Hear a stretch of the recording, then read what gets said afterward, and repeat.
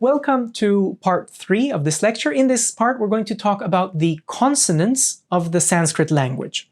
The first thing to know about the consonants in Sanskrit is that, as opposed to English, that where we have a letter, when it stands by itself, it's just the consonants, like the consonant, like t or k or m. In Sanskrit, it always comes together with the sound a. And that is actually different than the Hindi pronunciation, and that helps us to understand the differences in pronunciation between Hindi and Sanskrit. The word asana, written in Sanskrit, it ends with the letter N, but in Sanskrit the letter N is always combined naturally. Its basic form is the sound a. So the word asana will always be asana in Sanskrit. However, in Hindi, we tend to drop that, in Hindi and Marathi. And so the same word is going to be pronounced in Hindi asan. And the same goes for yoga and yog. Okay? This a, which is a bit smaller than a vowel itself, which is just there, gets dropped in Hindi. But in Sanskrit, it's always going to be there. And that's why when we're going to study these letters, the various consonants, you're going to see that I'm always adding this a sound to them. Now, we're going to divide these letters into 5 categories: the gutturals, the palatals, the retroflex, the dental, and the labial. And for us English speakers, it's easiest to start this diagram in the opposite direction, because the Sanskrit language actually starts with the first letter ka, which is a guttural. And the reason for that is that it starts from the back of the throat and slowly moves to the front of the mouth. But because these are quite foreign sounds to us, we can more easily understand the sounds which are starting from the front. So we've done this in the introduction, and now I'm going to go just a little bit more into it.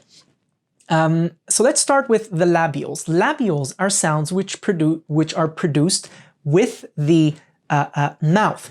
And let's drop for a moment the Sanskrit labials and just talk about the English labials that we know. We have pa, right? We have ba, we have ma, and we have va. Va is the only one of these where the mouth is not closed all the way. It is kind of like it's vibrating in a certain way, while all the other ones kind of like explode, you know, in a way out. But all of them are produced by our mouth. So just say these a couple of times: pa, ba, ma, va. And try to feel which parts of your mouth are moving. Pa, ba, ma, va. Okay? Pa, ba, ma, va. And I'll talk about this ph and this bh soon. But now we're just talking about the place where the letter gets created. Next, we have the dentals, and in English we also understand these dentals. So when we say ta in English, we're using a dental ta. So just say ta, ta-da, ta-da. Where does your tongue go? The tongue goes just above the teeth. It goes on the root of the teeth, but just above the teeth.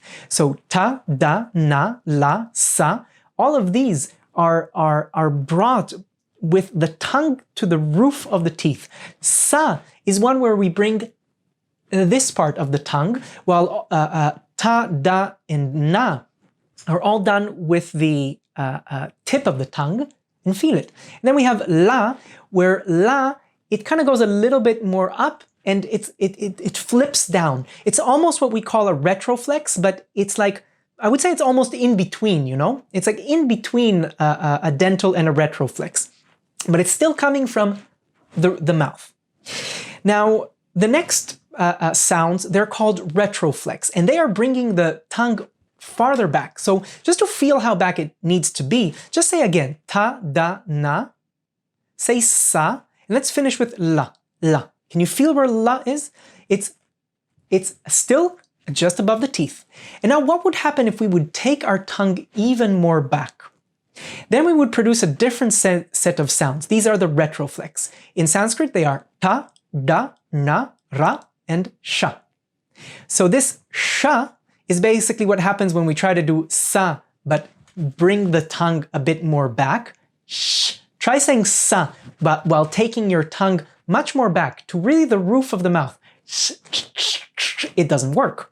You cannot say sa You cannot produce that sound when you take the tongue to the top. Then it turns into sh. Okay? So ta, da, na, ra, sh. And that might be difficult for us Westerners to pronounce it in such a way. And the truth is that it doesn't matter so much. In Sanskrit, you're going to see that these are marked with a dot underneath the letter. So whenever you see a dot underneath the letter, know that this means a retroflex. It means that the tongue needs to go to the roof of the mouth, and then the sound becomes ta. Ta, dental, ta, retroflex. So I'm going to say each one of these letters. The first is going to be the dental, then it's going to be the retroflex. So it's ta, ta, da, da, na, na, okay? And then we have the next two letters are not existing in retroflex. To make it simple, you can just drop all of that. You don't have to do this. Your pronunciation is going to be as accurate. You know, these are small differences. They only are important where in very specific mantras, when we really need to be accurate, etc. But for the most part, if you just pronounce all of these in the same way that you pronounce the dentals, you are fine. Next, we have the palatals. The palatals are done, if you can see in the diagram, by really the back part of the tongue. And these are actually sounds that we do know in English. So we know cha, ja, ya. We know these sounds. And you can see that here there is another kind of S, and we'll talk about it in a moment. This is a deeper sha. The tongue is more back, but we'll drop that. I'll come back to these. And finally, we have the gutturals, which people who pronounce Arabic and Hebrew will find this quite easy. For us in English, we kind of just know the ga. Ga is the sound that we know, but here we have the ka, which comes from deeper. We don't have a ka in the same way that we have in English, where the ka comes from the center of the mouth, but that's fine. Any kind of ka that you produce is really acceptable for there. And I'll talk about this N and ha. It's quite clear. Ha is coming from the throat because it's basically ha. There's no cutting of the air in any way. So let's look at this table here, which is going to really make it, summarize it and make it easy for us to understand what we need to know, what we don't need to know, because there are a few things that are a little bit different in Sanskrit. So once we know them, we'll be pronouncing 90% accurately. Okay, so let's start with the retroflexed. You can see them marked here. I said that the retroflexed are those sounds where the tongue goes to the top of the mouth. In the transliteration, there is a dot underneath the word, and it's not so important for you to pronounce it as retroflexed, but you can if you want. So these are ta, ta, da, dha, na, ra, and sha. Now, we have ka, right? We talked about this letter ka. And here, if you look at the table, you're going to see that there's another ka with a C. So the question is, how do we pronounce this one? And the answer is that in transliteration, we never use two letters to make the same sound. In English, C and K produce the same sound usually. It's ka and ka, right? Even in English, you may hear that the K tends to come more from the back of the throat, and the C is a bit more to the front. But in Sanskrit, we don't use this sound. So in Sanskrit, CA is not pronounced ka. It's pronounced cha. So every time, make this a rule, every time you see the letter C, it's always cha. It's never ka. Cha. Okay? K produces the sound ka, and C produces the sound cha. So if we have the sound cha, if CA is cha, for example, in the word chakra is written with this C. If we have this CA, why do we have this CHA? Because in English, when we want to produce the sound cha, we write CHA, right? So here we have CA and here we have CHA. If CA is cha, what is CH? And the same goes for this TA and THA. In English, TA is ta and THA is the. But this is not the case in Sanskrit. In Sanskrit, we have what we call aspirated letters. Aspirated letters are simply the regular letters where we add an H to them. So if CA in Sanskrit is cha, then CHA in Sanskrit is cha. If TA in Sanskrit is ta, THA in Sanskrit will be ta. KA, ka, ka, cha, cha, ta, ta. You see I'm making the retroflex, ta, ta, ta, ta, pa, pa, ga, ga, ja, ja, da, again retroflexed, da, da, da, ba, ba. Okay, so when you see an H next to a letter, it's not going to change that previous letter. It's simply going to be an aspiration. Ka, cha, ta, ta, pa, ga, ja, da, da, ba. Okay? Two exceptions. The first is KHA. In Hindi, this can be pronounced kha. It's a K, then this sound kha, which in Hebrew is a chet, and then an A, kha. And in some places in India, it will only be pronounced a kha. But you can say kha and it's fine. And the second is PHA, where you can say pa in some places, but in truth, the pronunciation that we use more is fa, actually.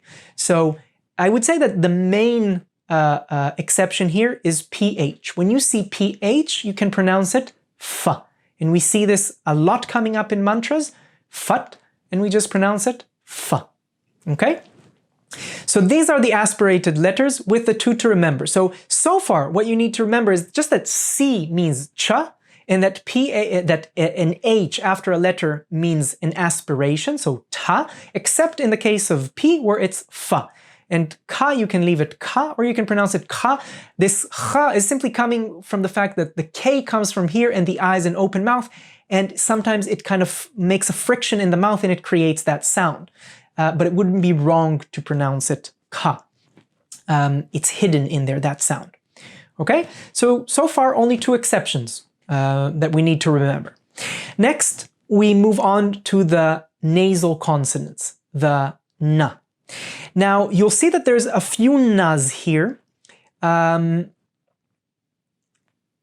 They will all be written with the letter N, but sometimes there will be something above the N, it might be a line or something else. It's not so important to pronounce these differently. If we start from the first na, which is the guttural, it will be na, na, na, na, na.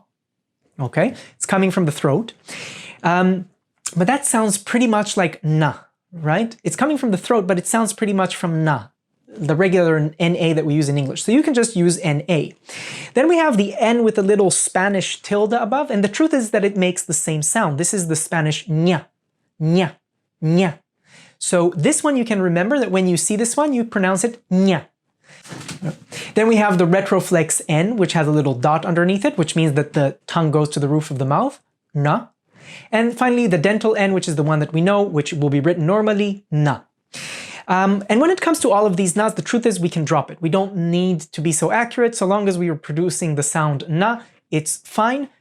You can go back and make things more accurate. The way to study is just to get these exceptions, the things which really matter, because ka and cha are two completely different things, but nya and na are pretty similar when it comes to the pronunciation. And so with a nas, you can drop it, and as time goes on, you can start making things a bit more accurate. You can start to bring in the retroflex first and just pronounce the retroflex, and then bring more the nyas, and then more of the gutturals, etc. Okay? So, not much to actually remember in the na. All right, next we have ya, ra, la, va, but these are quite, they're quite self-explanatory. The only one we need to touch upon is this va. In Sanskrit, there's no difference between wa and va. It's a matter of pronunciation, and it usually changes between where the letter appears in the word. So usually in the beginning of a word, it will be more va sound, and in the middle of the word, it will be more a wa sound. But this again is one of these rules which has exceptions to it. So Saraswati is in the middle, but it's also pronounced Sarasvati. So va can also be exchanged with wa, just remember that. But the rest, ya, ra, la, are regular. The same goes for ha, we don't need to touch it. Next, we have the fricatives. The fricatives are the different ways of saying the sound sa. And we have three of these. We have the one which starts most from the back, and this is the sha, sha. It comes from the back of the mouth. Then we have the sha, which comes from the tongue, the palatal, the tongue going to the palate. Sha, sha. So we have sha from the back of the tongue going to the back of the throat. Then sha, which comes from the top of the mouth. And finally, we have sa. And the way these are written is actually very simple for us Westerners. If you see in the transliteration an S which has any kind of marking above or below it or whatever, that's a sha, what we pronounce in English SH. And if you see an S which stands with no marks above or below, these are called diacritical marks, then simply pronounce a sa. So let's sum it up, and you're going to see that actually it's quite simple when we sum it all up, because although there's a lot of information here, there's only a few rules that we need to follow to properly pronounce these consonants. When there is an H after a letter, it's aspirated, and it's simply a ha sound after the letter. The only two exceptions we need to remember here are that PH are producing the sound fa, and that C is always cha. If there is a dot underneath the letter, it means that it's retroflexed, and we don't need to do anything, we can pronounce it as regular. So whether there is a T with a dot or not underneath the letter, it will be more accurate to go ta, but it's okay to just go ta. Na, they're basically all the same unless you want to be really in that 10% of accuracy. And when it comes to S's, any marking next to the S, turn it into a sha. No markings, it's a simple sa. Now, one final thing before we conclude, and that is I want to take it like just a tiny little step more, and that is what happens when we start combining all sorts of letters. Because I said that in Sanskrit, it's a phonetic language, and so it's pronounced how it's pronounced. But every language has certain exceptions, and some combinations of consonants do change the way they're pronounced, but there's only one where it's important for us to know because we're going to encounter it in a lot of mantras, and that is JN. When we have J, and not just any N, but this Spanish N with a tilde, ña, when we see this JN, it turns the sound from jña to gya. Okay? This can be pronounced gya, or it can be more accurately pronounced gnya. That means that this chakra that we usually call in English ajna is actually pronounced agnya, or if you want to be a little bit less accurate, agya chakra. Okay? This is the only one that we need to encounter because we will be pronouncing this word wrong. The same goes for the word sorry. See, it's really confusing sometimes. The same goes for the word jnana, which is written jnana. Jnana yoga is written jnana, but is pronounced jnana. So that's it. This is all we need to know in order to be able to read almost all of the Sanskrit correctly. The truth is that I gave you all of the rules to correctly pronounce Sanskrit in almost all of the variations that are there, except some really a bit more rare combinations. And I showed you the rules of what you can drop out of these more complex set of rules to really make it simple so you pronounce it 90% correctly. And that's all of this, pronouncing all the N's the same, or the sounds which come with the tongue to the roof of the mouth or the tongue to the teeth, pronouncing them the same. Let's go over all of the letters of the Sanskrit alphabet and pronounce them together. And we're going to do this twice. We're going to go once in the order in which the Sanskrit alphabet is. So all of the letters are going to be grouped together based on where they are cut. And the second time, we're going to repeat in another order, which is just going to help us see the differences between the different sounds. So we're going to start with the gutturals, coming from the throat, okay, starting from up here. K, K, or K, G, G, Ng, H. Let's do it together. K, K, or K, G, G, Ng, H.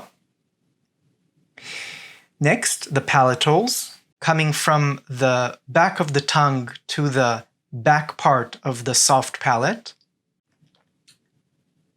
Ch, ch, j, j, nya, ya, sh. Together. Ch, ch, j, j, nya, ya, sh. Next, the retroflex, the tongue goes to the top of the mouth. T, t, d, d, n, r, sh. Together. T, t, d, d, n, r, sh.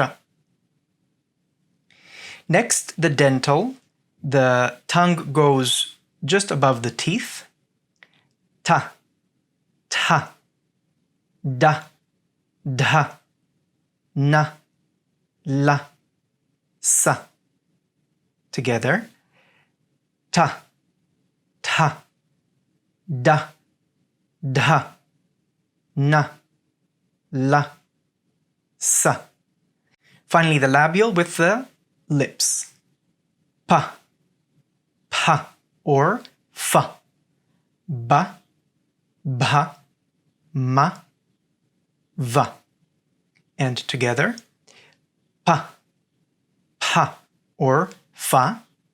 Ba, bha, ma, va. Okay, now we're going to go over the letters and we're going to see the differences between them. So this is a different order, and I'm going to repeat each letter twice, and you can repeat together with me. Ka, ka, kha, kha, cha, cha, cha, cha, ga, ga, gha, gha, ja, ja, jha, jha, ta, ta, ta, ta, ta, ta, ta, ta, da, da, dha, dha, da, da, dha, dha, pa, pa, pa, or fa, pa, or fa, ba, ba, bha, bha. Now we're moving on to the sounds of N. We start from the back of the throat, from the gutturals. Nga, nga. Next, the palatal N. The back of the tongue goes up to the roof of the mouth. Nya, nya.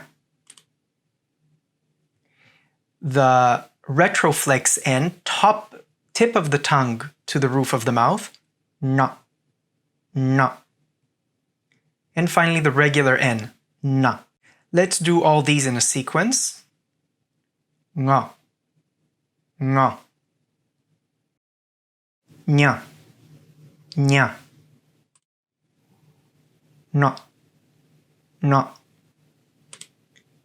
Na, na. Ma, ha. Ya, ya. Ra, ra. La, la. Va, va. Sometimes wa, wa. Now the S's. Sh, sh. From the back of the throat. sh, sh. The top part of the tongue goes to the roof of the mouth. Sa, sa. The tongue just above the teeth. Let's go over these again. From the back of the throat, from the back of the tongue to the roof of the mouth. Sh, sh. Top of the mouth. Sh, sh. Just above the teeth. Sa, sa.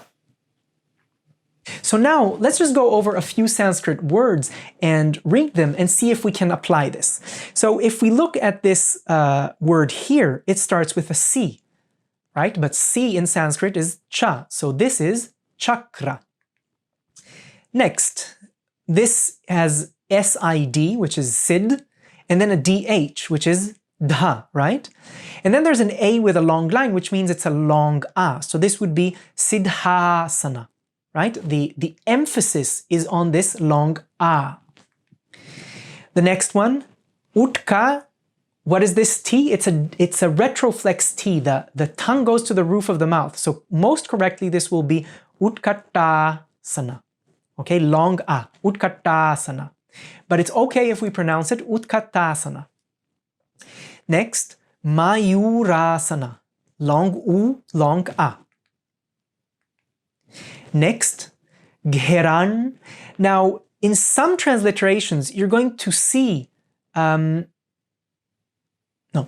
next, gheran, right? This is a nasal, this is a retroflex N, da. Again, the retroflex, the tongue to the roof of the mouth. Sang, this M with a dot, that's bindu. Sanghita. Gheranda, sanghita. Gheranda Sanghita. Sanghita, actually. No. Again. Next, Gheranda Sanghita. This is a retroflex N. No. Brr. Next, Gheranda. Brr. Next, how do we pronounce this word? We have an N with a dot underneath and a D with a dot underneath, which both mean that the tongue goes to the roof of the mouth. Then we have an M with a dot above it, which means bindu, whether the dot is above or below. In some places you're going to see it one way or another. It means bindu, so it's an M, which is a nasalization of the sound. And then we have a long A at the end. So this will be Gheranda Sanghita, the long A at the end. All right, next one. So remember, any S, if it's got a line or a dot or anything with it, it will be sha. And if you have an S which doesn't have this line, it will be a sa. So this will be shirshasana. Long E, long A, and then the rest short. Shirshasana. Okay? How about this one? Again, we have an S with a line, so that's sha, and C, which means cha. So this will be Paschimottanasana. Okay? Next, Nadi, because it's a retroflex D.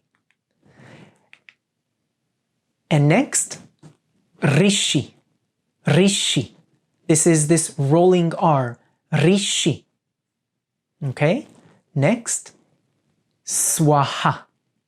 Swaha. Next, Namaha. Namaha. And finally, Shantihi. Shantihi. Okay, so that kind of sums it up. You can go and revise this class if you need, but now you have all the tools that are necessary to read any kind of Sanskrit. Start slowly, start with these simplifications that I made so you don't pronounce the retroflex as retroflex, you know, the tongue to the roof of the mouth. You can drop these in the beginning, and as time goes by, you can make these more accurate and more accurate and more accurate. So I welcome you to this study. I hope you will have a good time with pronouncing mantras. Namaste.